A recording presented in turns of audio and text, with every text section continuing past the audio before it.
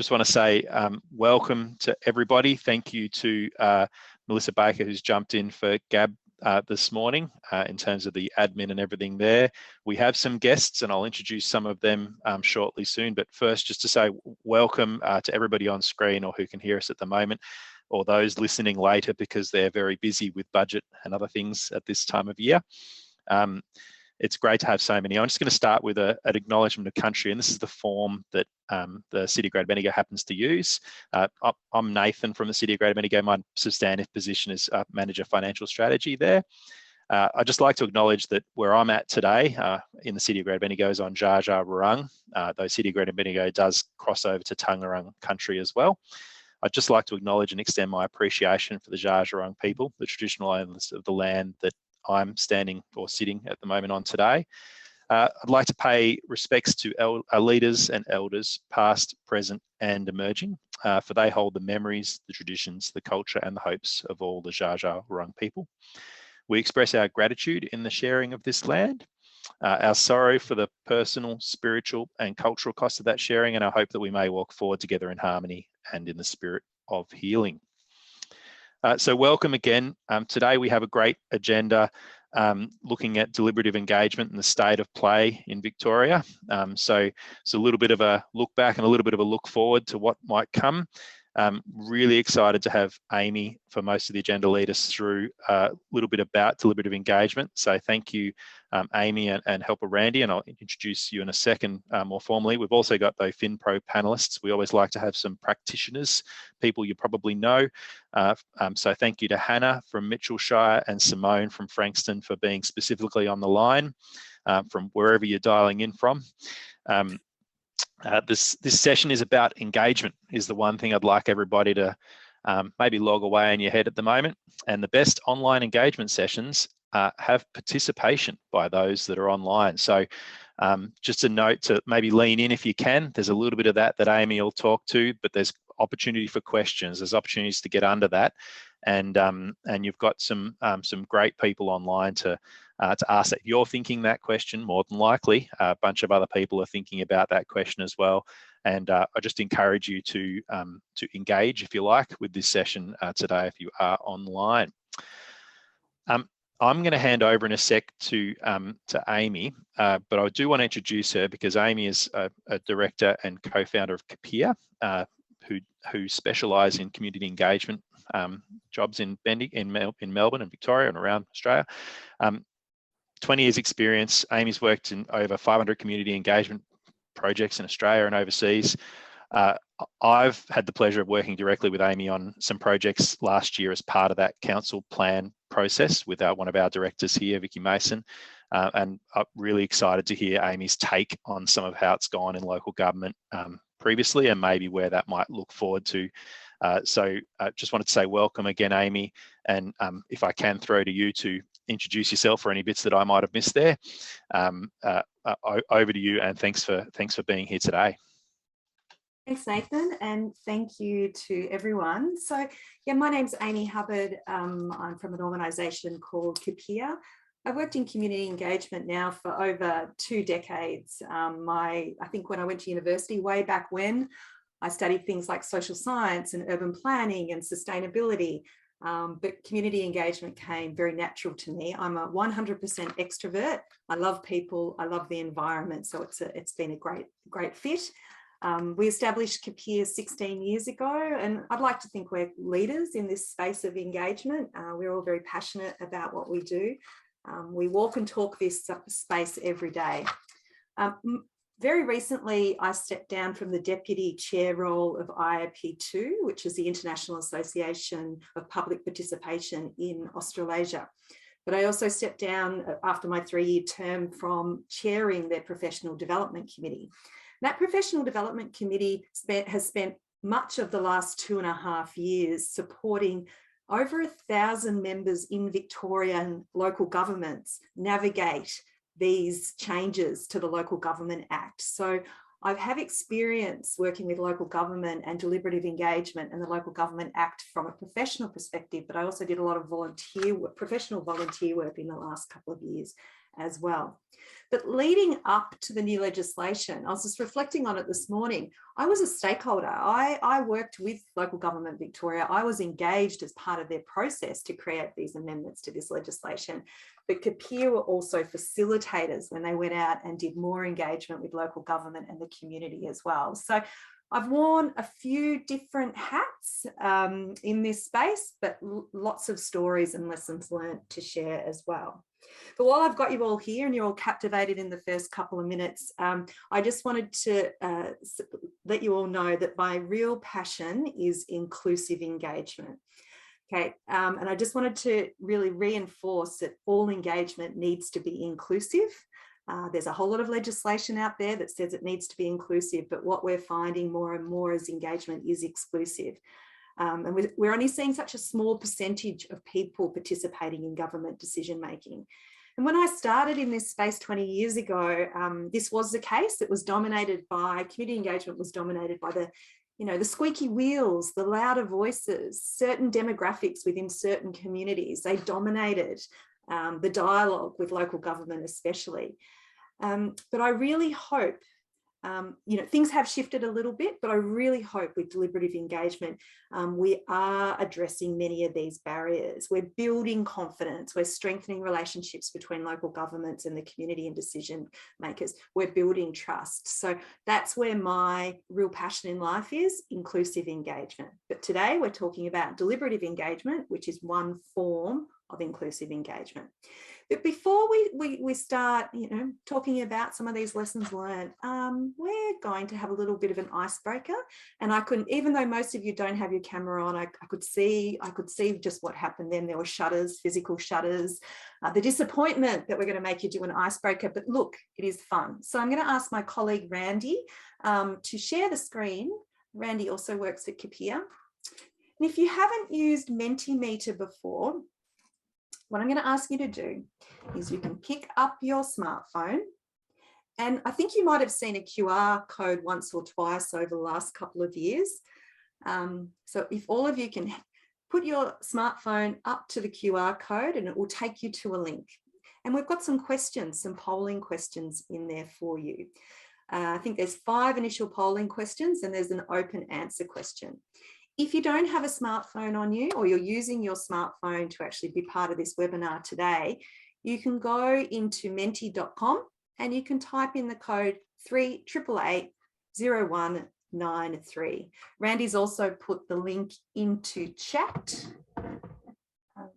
So if you're having any issues, let us know in chat. We might be able to provide you with a little bit more information. Otherwise, we'll just give you 1 or 2 minutes to complete that short survey.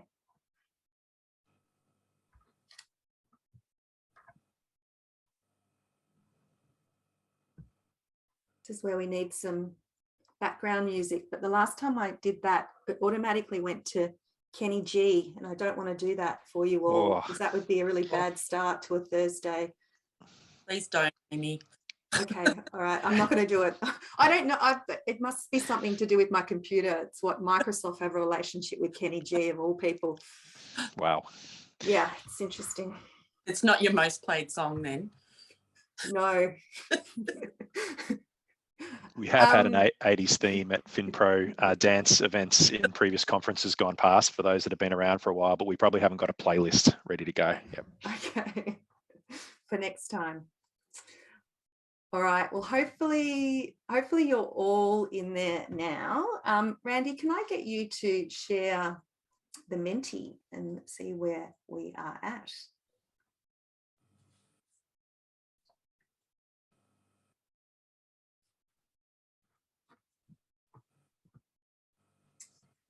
So where are we at? So we've got 5 statements there. And what we want to see is, what I would like to see is we're sort of over that middle marker. We're over 3 for most of them. So we'll have a look at the third statement there and try to unpack a little bit why we're only sitting at about 2.3. So our 5 statements, we've got the councillors understand the deliberative engagement requirements of the Local Government Act. So that's the councillors. So we're at 3.2 there. So somewhere between neutral, and agree. Okay, so it is positive. The leadership team and officers understand the deliberative engagement requirements of the Local Government Act. We're at 3.4 there. We'll come back to the middle one. My organisation has the skills and experience to undertake deliberative engagement. We're at 3.4. And my organisation delivered on the deliberative engagement requirements of the Local Government Act, 3.6. Okay, so there's a little bit of room for improvement there, definitely. So going back to that middle one, the community understand the deliberative engagement requirements of the Local Government Act. So that's a 2.3. So that's between disagree and neutral. So already I can see that is going to be a real opportunity in the future to start to fill in that void or that knowledge gap. Of course, most people will have a group of community members that have been part of the deliberative process, but that is a small percentage of your population. They'll have a really good understanding. But what does that mean for the rest of the community and the rest of the population? So that's a real opportunity there. We've got a comment just in chat there. I'm heartened a bit by that first line read counsellors. I had that as slightly lower. There's a tricky bit of letting go for some counsellors doing full deliberative engagement. Yes, Nathan, that is definitely the way. And working across, I think Capire worked across about 15 local governments supporting in different ways deliberative engagement. You know, I observed some very interesting, I'll put it as interesting behaviours by councillors storming out of rooms because they said they could not do the deliberative piece. They were the community, they were representing the community, they had the expertise. And they found it really confronting. Interestingly, the person I'm actually thinking about is now a champion of deliberative engagement and thinks it was the best process ever to empower the community in that way. Randy, I'll get you to go on to the next slide.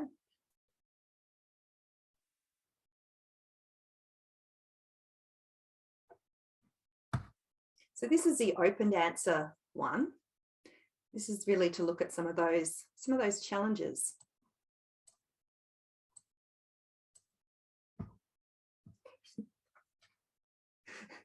You can see Randy trying to get into the Menti. All right, here we are. So if you haven't already done this, if you can go, we're not going to publish, if you can go back into your Mentimeter and if you can put one word, one sentence, what is the key challenge to delivering authentic local government deliberative engagement? We've already talked about potentially councillors. Maybe they're partway on their journey now. Some of them are 100% adopters. Cost, yes. Engagement fatigue, yes. Resourcing. Limited resources, resourcing. Community interest. Community interest is an interesting one. That's with engagement generally as well.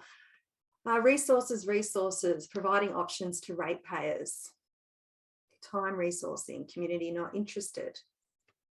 If someone said about community interest, are they not interested in council decision making, or are they not interested in stepping into a deliberative process?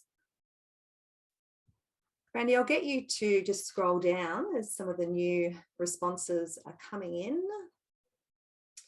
So we've got interest from the majority community, keep going down, planning, resources, diverse needs and community expectations. Hardest thing is the breadth of services to engage on service levels, engaging a cross section rather than the squeaky wheel, ensuring community has appropriate influence. Okay, any others?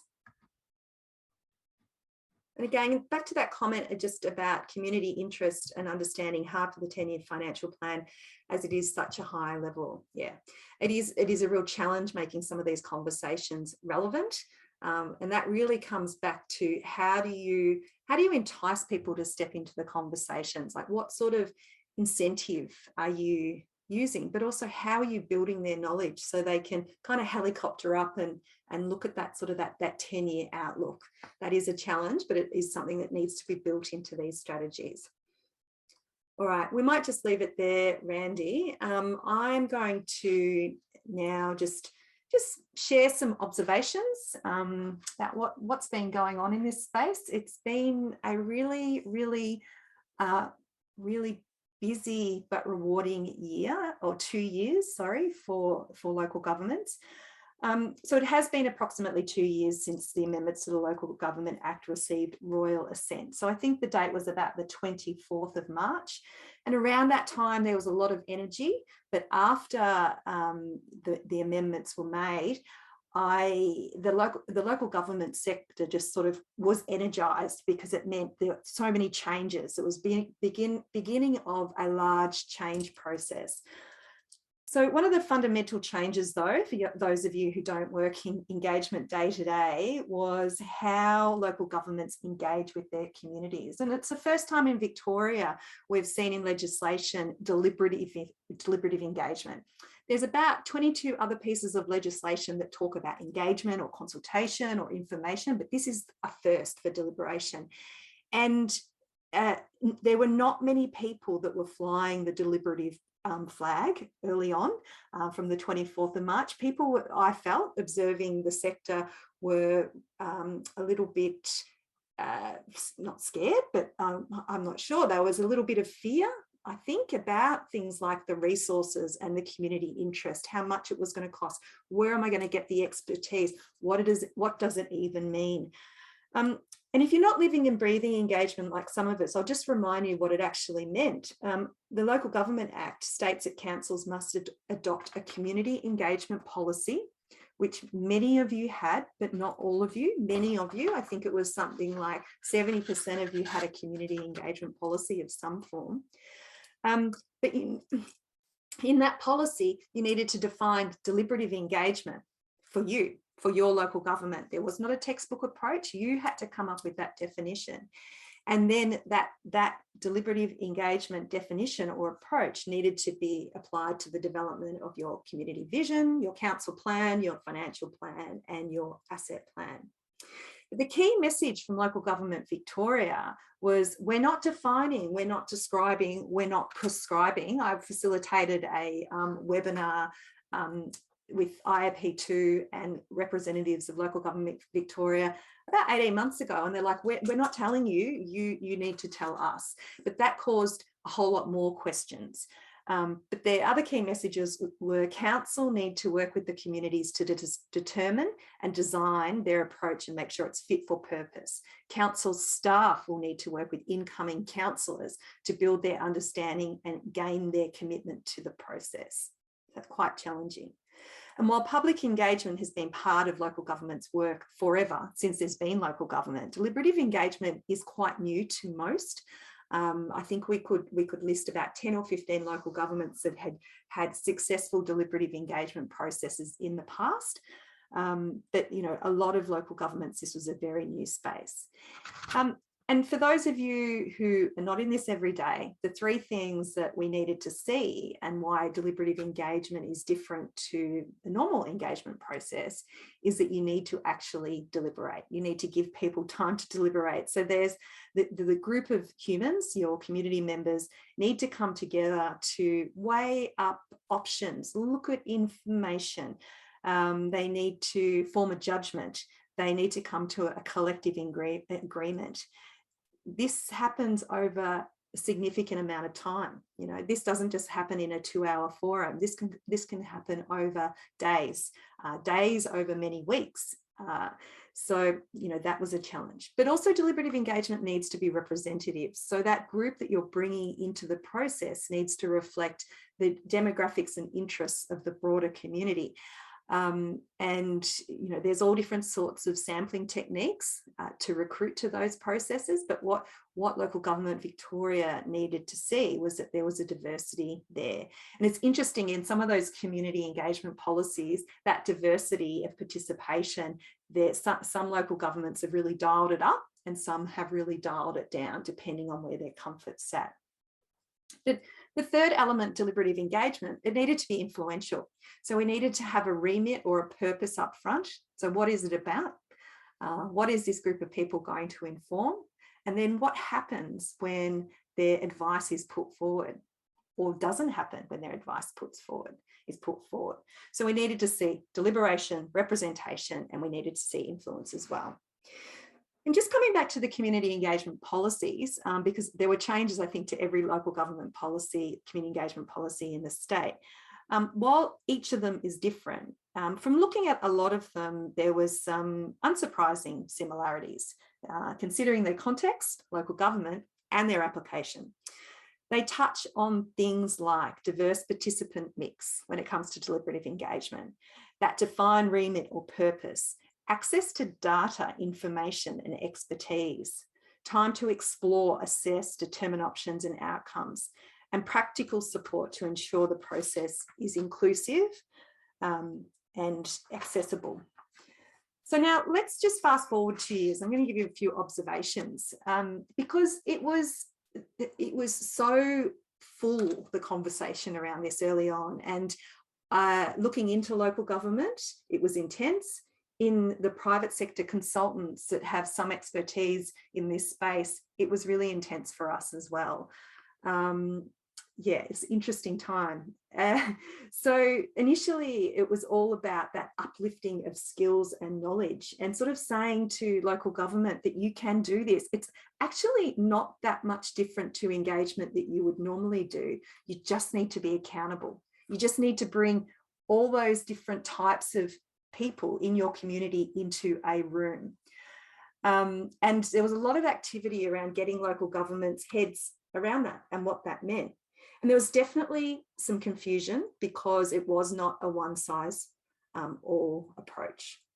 But we also had this thing called the pandemic, which brought in this other layer of complexity in how we engage. So all the engagement that we were doing had to be re-planned, rethought. We needed different strategies, especially when we needed to make it inclusive, because not everyone's online, not everyone has a smartphone, not everyone speaks English. And you need to give people options in how they participate. So we had this kind of double whammy. And I look back now and I just feel that, you know, the local government sector and engagement have come so far. It's actually quite incredible. We mapped out all the local governments in terms of where they were at and kind of had a bit of an eye on them, and have a think about where your local government was at. I'm not going to name any, but we had the local governments who were advanced and they were mature in their engagement practice. They had resources, really good rates base. They had a leadership team and counsellors that really got it. And they didn't need much support when it came to deliberation. They were really comfortable in that space. That's only like there's a handful there. We had another group which was sort of like midway. They'd sort of touched on some type of engagement. There was a little bit like deliberation, but was probably more like collaboration in the past. They had good practice, had good understanding. They had some resources, but they didn't have a lot of capacity to do this either. So that they needed support. They were looking for their consultant friends or for their neighbouring council to help them, what have you. And then there was a third group, which was the most challenging, I think, to work with. And now I look at these councils and I see where they've got to in the 2 years, and it's quite incredible. So they were hesitant, they were unsure, they needed the most resources, and they needed the most support, and they had the least resources. And often those councils, they were some of the smaller regional rural councils. We've got one person championing engagement, but they're also the urban designer, rec planner, strategic planner. They're doing everything. So it's really interesting. So depending on what type of council you were, you did approach deliberation in different ways. Just to comment on what deliberation looked like for most councils in the state, it looked like big group process, okay, as in forums, face-to-face or online over a period of time, between 20 and 60 people. Some expertise in the room, but the expertise coming from council more so than independent expertise. But the pandemic really influenced what this looked like, and the amount of times council colleagues plan their deliberative engagement, put a pause button on it, plan their plan B and their pause, plan C. And it was was, you know, when we finally got there to deliver it, it was rewarding, but there was so much time, you know, time into this vacuum because of the pandemic. So I, you know, hopefully in will it be? It'll be October 2024 when there's the next election. So the following year, hopefully that pandemic is well and truly gone, because I think you'll look back on this stage and go, this is so much easier. This is so great. We can do this. Another comment is just about public engagement played a really important part in informing the deliberative engagement approach. And that in many cases hasn't been celebrated, because I think the local government are just like, oh, wow, we got through the deliberation. We did the deliberative piece. But the public engagement in all of these processes has been really valuable in identifying options or ideas, in sort of that wraparound education and communication piece. So don't ever discount the power of public engagement, because a lot of people kind of hang their hat on the deliberation as gold standard. It can all be gold standard as long as you treat people with respect. You're really transparent. You're accountable in your reporting. It can all be gold standard. But before I open up to some questions and I introduce our panelists, I from an engagement practitioner and someone who's very active in the industry, I would like to just say well done to all of you. It's been from an engagement perspective, such a huge 2 years. We're doing some research in this space now. And it will get easier. Each time you do anything deliberative, it will get easier. You actually only really need to do it once to kind of get it, and then to move on. Every project is unique, but at the end of this, I will give some advice about, you know, some take homes for you to consider when you go back to your role and you start planning for future engagement. But that's just a little bit from me. If anyone's got any questions, I would invite you to put them into chat. But otherwise, I'm going to introduce our two panelists to come on down to the stage. So we've got Hannah White. So Hannah is the Management Accounting Coordinator, and Hannah is from Mitchellshire Council. We've also got Simone Wickes from Frankston. So Simone is a FinPro executive member, but also manager financial and corporate planning at Frankston. So Simone, are you in New South Wales or Queensland? Somewhere where there's been rain? Yeah, I'm in the Hunter Valley, so okay. It's been a bit wet in Sydney. Okay. Okay. Yeah. So your technology or your internet may be a little bit. Yep. Okay. So we'll see how we go. And Hannah, you're all good there in Mitchell. Where are you today? Yeah, I'm in the office today. So based in Broadford. Okay, great. Sunny Broadford. All right. So I'm just looking down in chat. If you've got any messages, observations, please put them in there. None of you have got your cameras on. So normally I'd be sort of saying to people, put your cameras on. Don't be embarrassed. We're all friends here. But yeah, anyway, I've not spoken to this group before. Maybe we're not all friends. But anyway, okay, Nathan's smiling. No, we are all friends. Yeah, they're a very engaging bunch, and they're not bad at a conference, but it has been a long year of Zoom sessions. Yeah, you are welcome to pop your cameras on, people.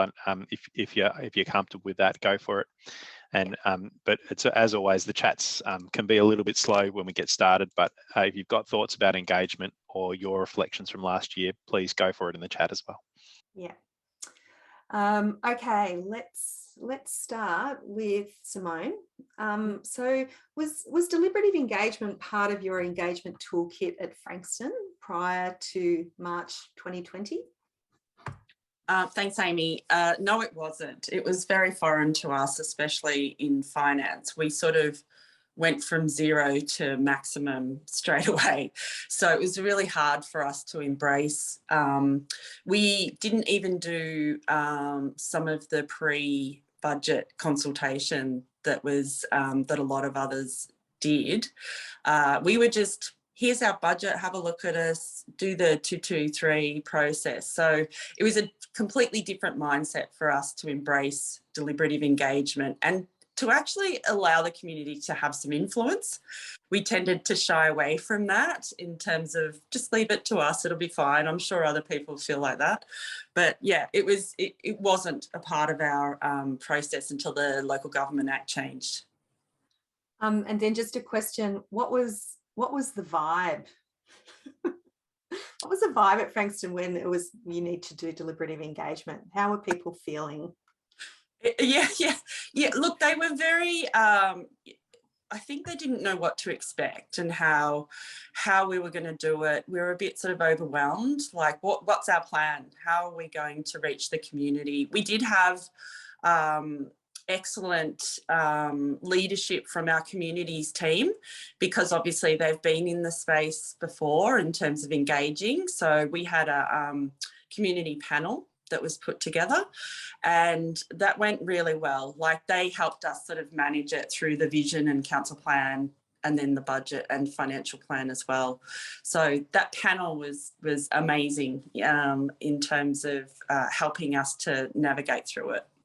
Yeah, thanks, Simone. What about you, Hannah? Where was Mitchell at in terms of deliberation prior to March 2020? Yeah, I guess for us, you hear the rumours about what's going to be included in the new Local Government Act and that it's coming. And I guess at Mitchell, we kind of took that as an opportunity to get on the front foot of things. So probably maybe 1 or 2 years before the new Local Government Act came in, we started thinking about what a pre-budget engagement process would look like. So we started off with what we used an online tool called an online budget simulator, and asking our community to, you've got a $20 million capital works budget. That might not sound like a lot to some of you, but we tried to use nice round figures. How would you spend that? This is how we spent it in the past. Would you like to spend more, less, or the same on certain areas such as roads, footpaths, bridges, drainage, rec and open space, kindergartens, maternal and child health, etc. So we ran that for a couple of years and tried to get some really good trend data from that. And at the same time, we then implemented a project ideas open slather process. So the first time we ran it was write in any idea that you've got, whatever it might be, from any community member. And we got over 500 submissions, which was absolutely crazy to go through and I guess, do some sort of reporting and analysis on that. We then, I guess, stripped that back. Instead of it being open slather, we stripped that back to a form so we could actually have targeted responses and I guess then be able to analyse that. Then we also had the section 223, the 4-week consultation after a draft budget was adopted. So we knew engagement was coming and deliberative engagement was coming, and we tried to get on the front foot and get our community, I guess, used to what that could look like outside of a section 223 4-week engagement in April, May. Did we get a lot of value and a lot of information out of starting that process early? Did we get a lot of engagement from our community? In some respects, yes. And I guess it probably helped us guide where we took our deliberative engagement process post the implementation of the Local Government Act. Yep. Thanks, Hannah. So back to you, Simone. When you think about the sort of the deliberative engagement approach that you adopted over the last two years, like thinking, maybe, did you get started? I think it was late 2020, Frankston got started, like actually doing the doing. What was in your toolkit, your deliberation toolkit? So we had, obviously, as I said before, we decided on a community panel approach. So for us, creating the diversity that you were talking about before and inclusivity was really important to us. We actually engaged somebody to ensure that the recruitment of these community members would actually tick those boxes and make sure we had representation across the community and our demographics.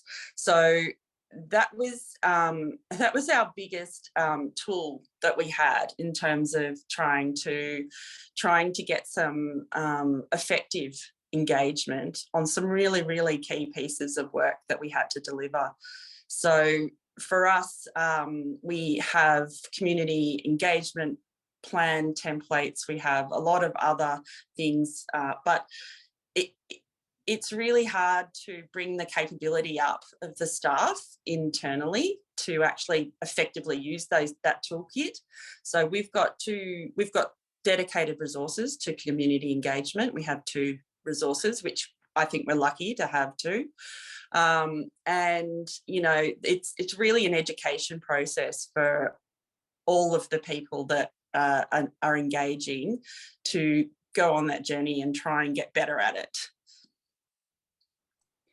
Yeah, and exactly. So in community engagement is not something you can learn at university. You can do, there's some IIP2 have some courses, and there's some other courses around, but really you learn from doing. And that's, you know, that's a big part of that skill development and that expertise. So you can't, there's a half day or day deliberation course, but a lot of that can come from internal, because all local governments have the skills to do deliberative engagement. You just probably need to draw from a number of different offices in a number of different places to make it happen. But it's the confidence. You've got to do it first to sign it up for the second, third, fourth time. So, but what about Hannah? What was your approach to deliberative engagement after March 2020? Yeah, I guess for the next budget cycle, we, I guess, continued with the status quo. So I work in finance and didn't really have a lot to do necessarily with the engagement of the community vision and council plan. So I'm talking more budget and financial plan here. But we went with the status quo. Obviously, you know, March means you're a fair way into your budget cycle already. This financial year, we have actually, I guess, flipped the process on its head a little bit. And I have a bit of a presentation to show, if that's all right, just about what process we went through for developing the 22-23 budget. So just bear with me while I share my screen for you all.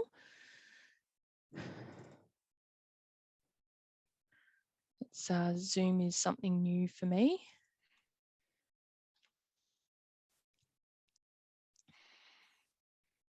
I'm hoping you can all see that. Yeah, it looks good. Great. So our engagement approach for the 22-23 budget and capital works program, we actually went to our council and proposed to not adopt a draft budget and have a subsequent, what would be a traditional 4-week consultation process after the adoption of a budget. Rather, we opted for a consultation period prior to the development of the budget document itself. We decided on this approach more, you know, we're very aware of community engagement fatigue, and I noticed in the chat before about, you know, the community engagement policies around engaging on all different plans and strategies. And so throughout the financial year or calendar year, council engages on all different plans and strategies, and that really then is what informs, alongside the council plan and community vision, what our budget document looks like. So very aware of community engagement fatigue, also staff fatigue as well in responding to those submissions after that 4-week consultation period, the turnaround of, you know, staff providing input and information to councillors on each and every one of those submissions. We previously had run the 2 types of consultation, so pre and that 4-week consultation, and so staff and community fatigue again. We decided to consolidate that into one larger or one more intense consultation. And what that looked like for us is, here's a little bit of a timeline. I'm not going to go through everything in that, but essentially we decided to keep a project input submission form available and open all year round. So if at any point any of our community members had an idea or a suggestion, they could submit that via the project ideas form. That was not around a pothole, like, you know, a pothole here or a tree down here. It was more of those bigger strategic high level projects or specific ideas. And then from January to February, we ran our more that specific community engagement process with our community on the capital works program and our budget development process. And you can see then what our timelines look around, you know, community questions and hearings committee, and then how we then promote that after the adoption of the budget as well. What our consultation in January, February looked like, we had via our engagement platform, which is Engaging Mitchell, 2 documents available to community, and that was our draft 4-year capital works program. That covered off on key information and statistics graphs about the capital works program and the associated process that we go through to develop that.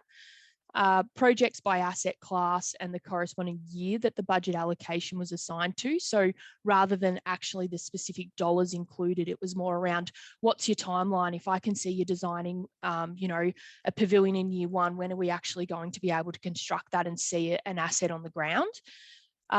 As well as then the detailed listing by project and funding sources, as you would see in the budget document itself. But we did that for 4 years, so actually identified projects for 4 years. The budget development document was more of an educational piece and getting the community invested in how we develop the budget rather than on what's included or excluded from the budget. So your budget document itself doesn't tell the community necessarily how the numbers are come about and what influences go into that. So we provided a document that covered off on a range of things, being key information and statistics about Mitchell Shire Council, what steps are involved in developing the budget itself, how this links to the community vision and council plan, what budget principles we embed within our process, and then some key historical information around our funding sources, expenses, budget assumptions and trends, key financial goals, and a little bit of information about our facilities and capital works program, and then how to provide input on that document. The other part of our consultation was around an interactive future projects pipeline. So this was an interactive tool that we put on our website. And we really wanted to provide the community a different way of just reading a PDF document and trying to decipher that information in you know, the numerous projects that we had. So, you know, there was filters available by, you could do a word search, you could do a township, you could do a financial year search on projects. And we wanted the community to focus more on the projects themselves rather than the budget allocated or proposed to be allocated to those specific projects. The future projects pipeline is anticipated to be available all year round. However, once projects are approved within the budget, it's expected that will then progress to the current projects in Mitchell tool, which the links there, and I think Randy was popping those links in the chat for people as well. And that really shows people, okay, you said you're going to deliver this project, where you're at with delivering that. Is it in plan? Is it in procurement? Are the works happening on the ground? What does the consultation process look like? Are you going to put this out for consultation? Is it upcoming? Is it closed? What does that look like? So that was really our consultation process that we're employing for the 22-23 budget. We're at a point now where we're actually going to council hearings committee next Tuesday to hear all of the submissions that we received as part of this consultation process. Yeah, that's, I guess, probably an overview of what we've done since 2020. This year being the biggest change for us in terms of no longer putting out a draft budget, no longer doing what would have been a section 223. Yeah. Thanks, Hannah. So what were some of the challenges that you faced? Well, while you still, you know, got the speaking stick there. Yeah, what big challenges for you and Mitchell? Yeah, so the biggest challenges, I guess, was getting the councillors on board with stepping away from that section 223 or that 4-week engagement after a draft budget was endorsed, and really just promoting to the councillors that, you know, we all know that once you receive a submission in April, May, you know, and councillors are to make a decision on that, how much influence can that really have on a change or an adjustment to the final budget? And so by, I guess, explaining that to councillors, they eventually came on board, but it was a lengthy process to get them there, you know, going back and forth with a comm strategy with that timeline to get it to a point where they were happy with what we were proposing. One of the biggest sticking points in that comms plan was around engaging during that January period. You know, a lot of people will be like, January is not the best time of year to engage because it's school holidays, people are, you know, away on holidays themselves, et cetera, and we tried to say to the councillors that there's a section of our community who don't have children, who aren't on school holidays, who aren't away holidaying around the country or internationally, and you know, maybe this is the best time for them to engage. And so really trying to focus on that representative, or giving everybody in our community an opportunity to engage. And we did mention that it would be more of a soft launch in January rather than that, you know, really hitting our socials and newspapers and other forms of promoting the consultation. And probably the other one was actually getting that future project pipeline up and going. You know, that was a really quick turnaround from conception of idea to implementation. I think we got that done within 3 weeks. So that was a really tricky thing that was a big challenge for us. We saw the need, and we have what we call a One Mitchell approach, where, you know, everybody works across the organisation to get something done, and that was definitely the case with that project pipeline. Last one, COVID, of course. Not being able to get out there and interact with our community face to face on this. You know, obviously next year, if COVID's not around, we would have pop-ups, we would have face-to-face sessions with our counsellors and all of that type of stuff. This time around, unfortunately, it was predominantly online, which obviously we understand is not the best way to get that cross-section of your community. Yeah. Thanks, Hannah. And just to comment on the timing of engagement. So, you know, we'd always say to avoid holiday periods, school holiday periods, you know, certain times of the day and the week, depending on who you are and where you live. We found that all of that went out the door with COVID.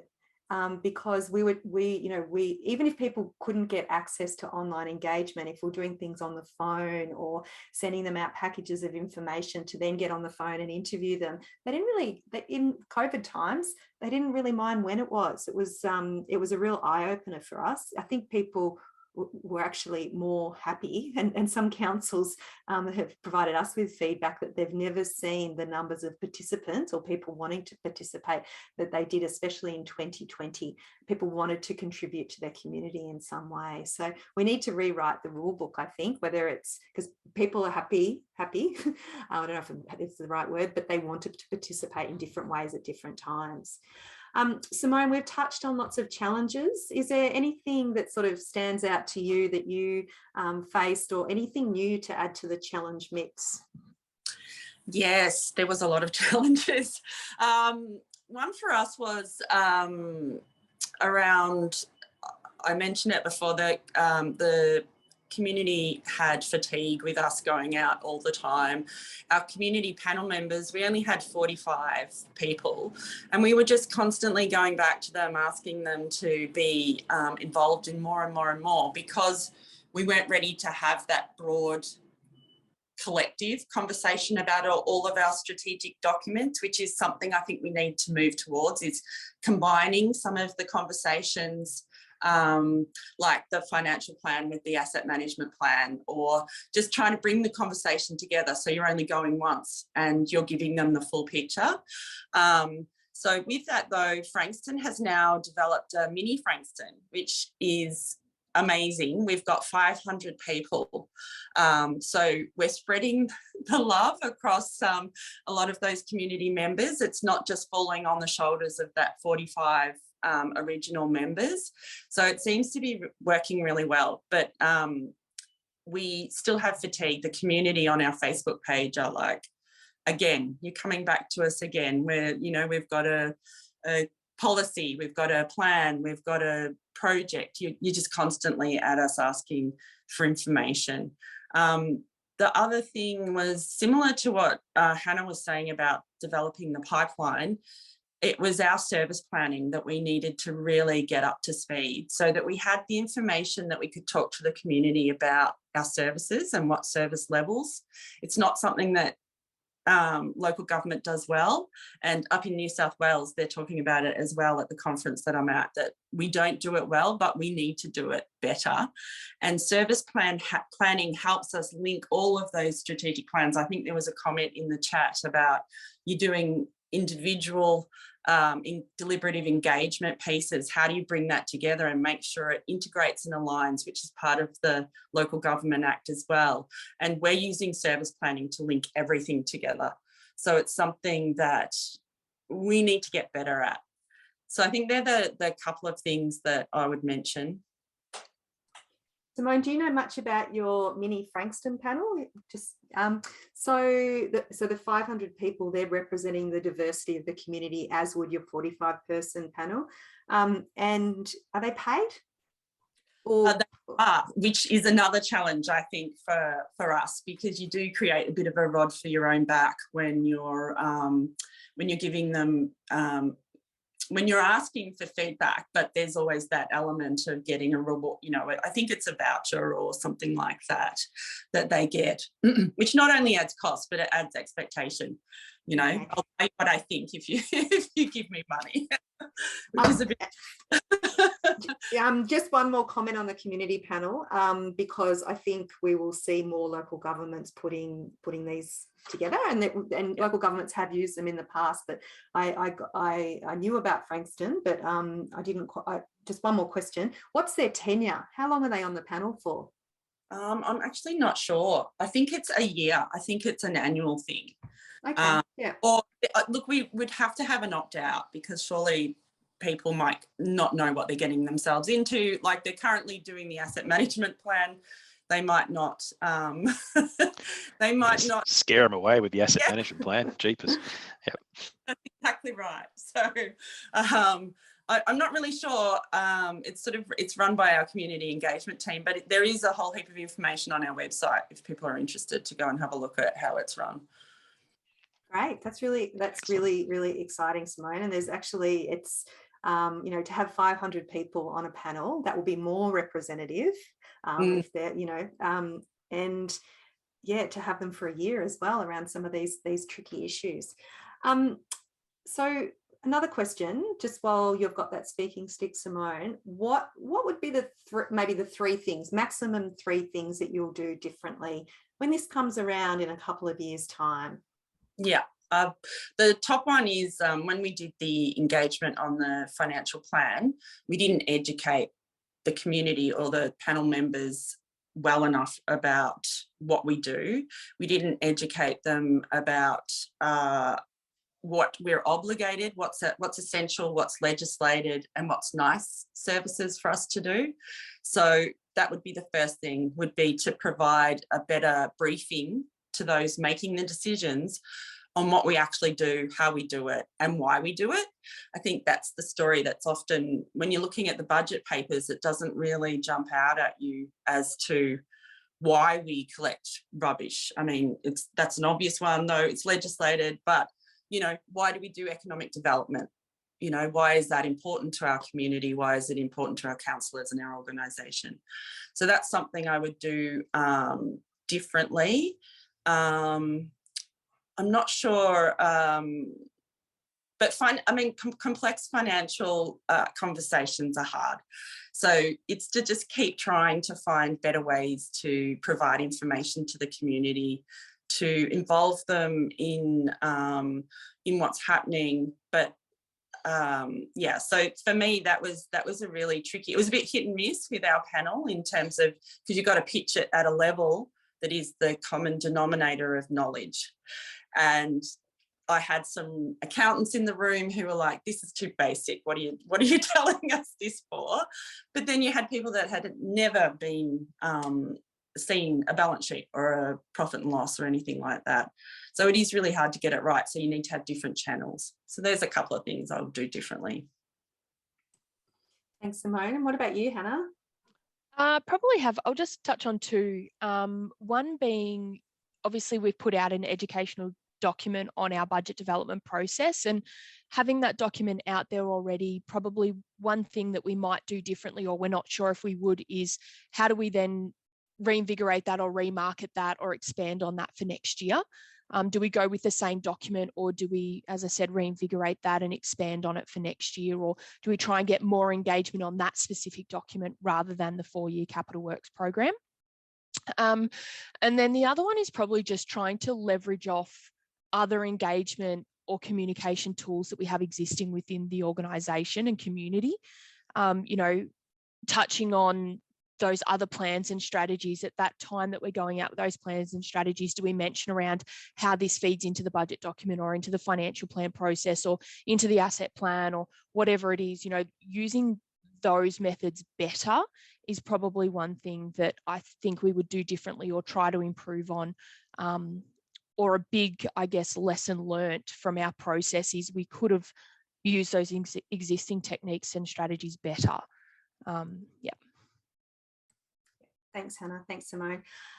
Just finally, were there any local governments that you're sort of looking over at, any with your local government colleagues, and you had deliberative engagement envy, or any sort of engagement envy? Any that you really felt needed to be celebrated, so we can learn a little bit today? Simone, you've got someone? Oh, you're on mute. Hang on. Sorry, that was my only technical issue today, which was surprising. No, I think I was just so overwhelmed with trying to get on with what I needed to do that I wasn't looking too much. But from years ago, City of Melbourne has always done, I think, been advanced in their engagement and deliberative engagement, and they were the first ones that I saw that had like a budget simulator, and they did the citizens jury, I think. So I think that was the only one that sort of stood out to me, but I perhaps would like to go back now and have a look at what people are doing, and because, you know, when you've got a bit more time and space to sort of look around you and see what everyone else is doing and how they're maturing and progressing through the next couple of years as well to get better at it. What about you, Hannah? Did you have any engagement envy? Bit like Simone, you're so focused on what you're doing that you don't have that time to pre-plan and have a look at what other councils are doing. Historically, I've very much looked at what other council budgets have been adopted and, okay, how can, you know, what elements of their budget documents do I really love and how do I incorporate that into my budget document? I'm starting more and more to look at what other councils are doing in terms of that engagement space, stepping away from the traditional document that 3 people in your community read, and how do we engage them before it gets to that document development process. You know, everybody's busy in local government. It's a nice to do, and I wish I had more time to look at every council's website and see their engagement, but I'm just not quite there yet. Thank you. Thanks, Hannah, and thanks, Simone. So we'll give you that big virtual round of applause right now. Yeah, thanks for participating today and sharing so much. And it will be really important that we all continue to share on this deliberation journey and Local Government Act. Randy, well, first of all, we've got about, share the screen, that's good. We've got about 14 more minutes together. I'm just going to spend a few minutes now just talking through some advice that I have for you for future community engagement. They won't all be relevant to your organisation, but I think some definitely will. So Randy, I'll just get you to go over to the next slide. And the first liner, I used animations. Capture and share your lessons learned now. If you have not already done this, sit down with people that were involved in your deliberative engagement, whatever part of the process, and even some external stakeholders and people from the community, capture your lessons learned and document them. You can record the session or you can write it down, put it in your corporate memory. Okay, really, really important. Have it in your corporate memory, do it.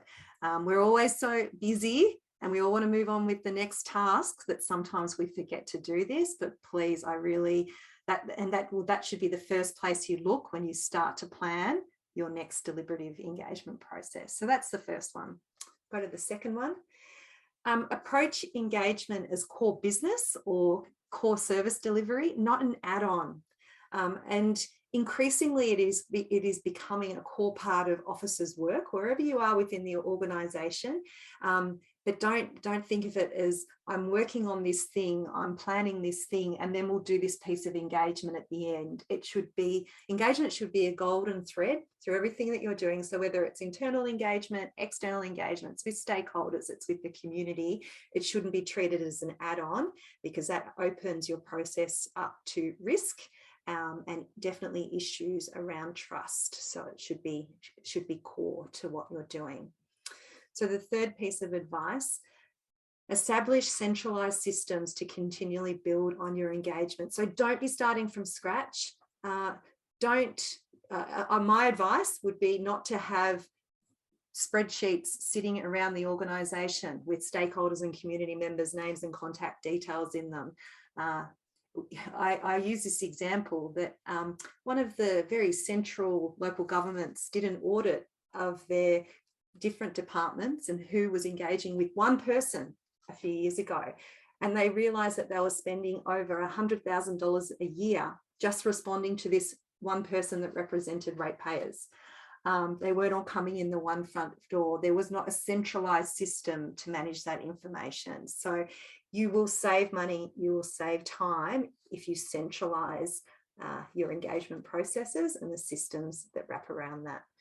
So the fourth piece of advice is invest in the skills of your officers to plan and deliver engagement.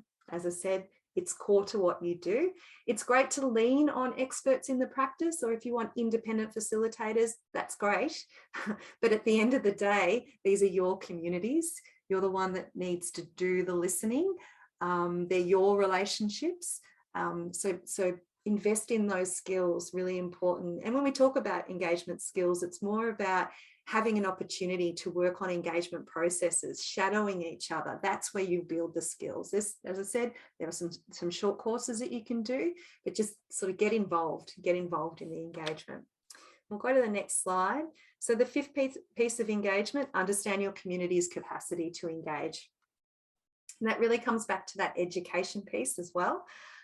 So it's capacity to engage in terms of understanding what local government does, and how you go about what you do, but also the capacity to engage on different types of topics and issues. So you can understand that with the likes of the mini Frankston. They'll be able to understand and get a baseline of where education is at or knowledge is at before they start designing up those information education tools in the future. So really important. I think we make a whole lot of assumptions when we rush into an engagement process without thinking, well, where are they at in terms of their knowledge? What do they want to learn about?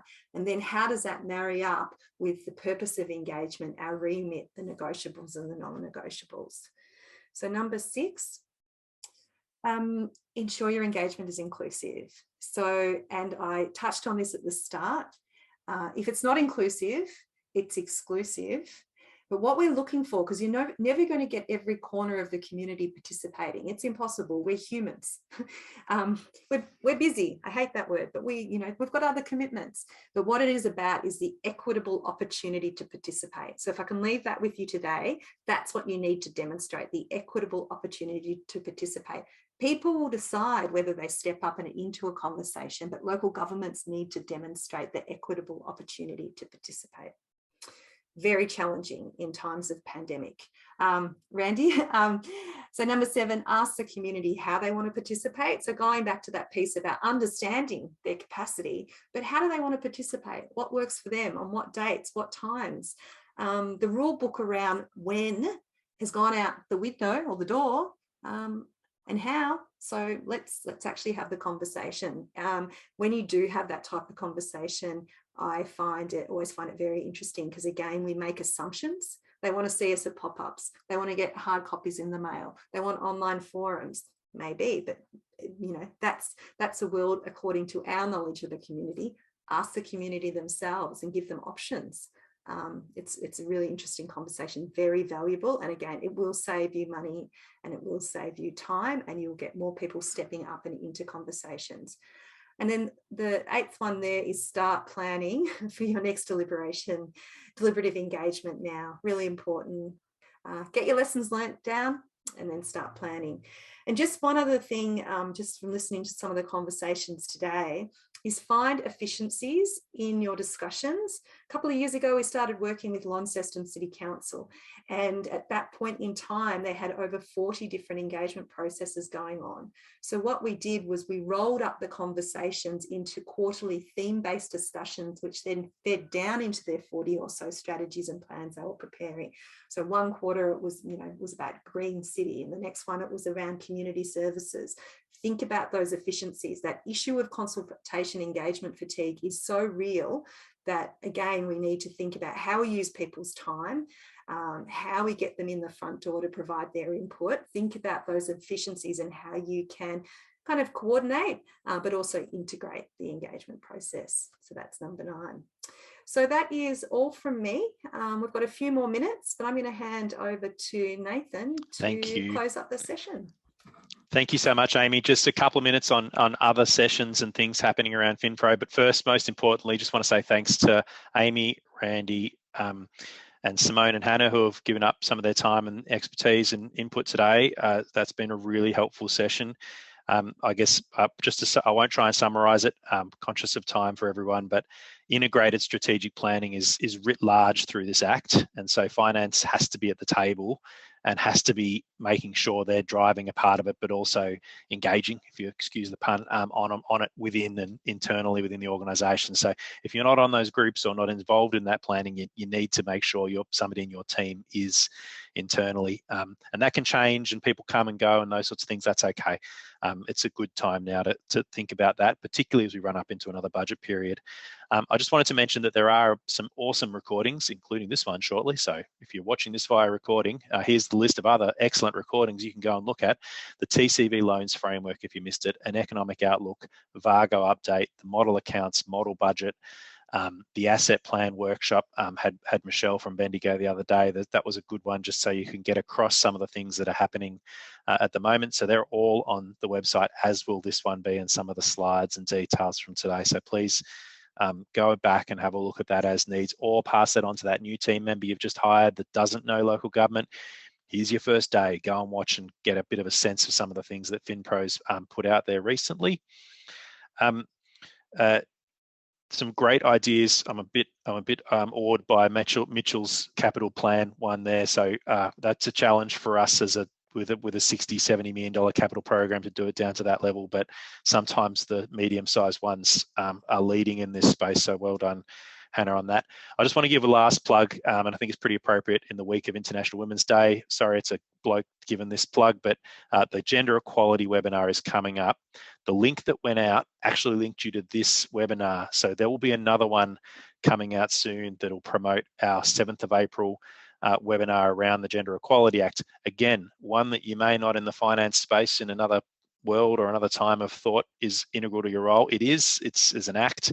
We all have to comply. There's a whole lot of gender impact assessment stuff that I've found really great. So there's a webinar on that. Another way you can get in front of the game and sort out your CPD hours for this year. Make sure you sort of watch out for that email. Please support that one as it comes through as well, because we've got some great speakers and plans for that webinar coming up as well. I'm just going to pause and look around the people that I can see on screen or other exec members that might be there in case there's anything else that people wanted to mention as I slowly wrap up this session for today. But I can't see any other unmutes, so I'm going to say one more time, thank you particularly to you, Amy, for leading us through that, Randy for doing the screen shares, Hannah for managing the screen shares, Simone, travel safe from New South Wales. I hope it goes well for the rest of the conference.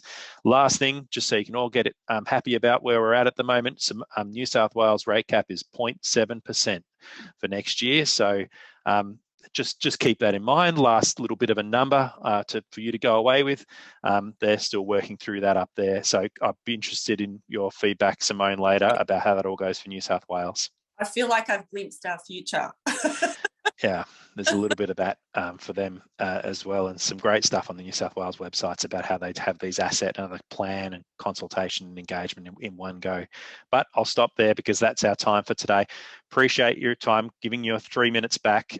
Have a great Thursday and look forward to seeing you for the next FinPro session. Thanks, everyone.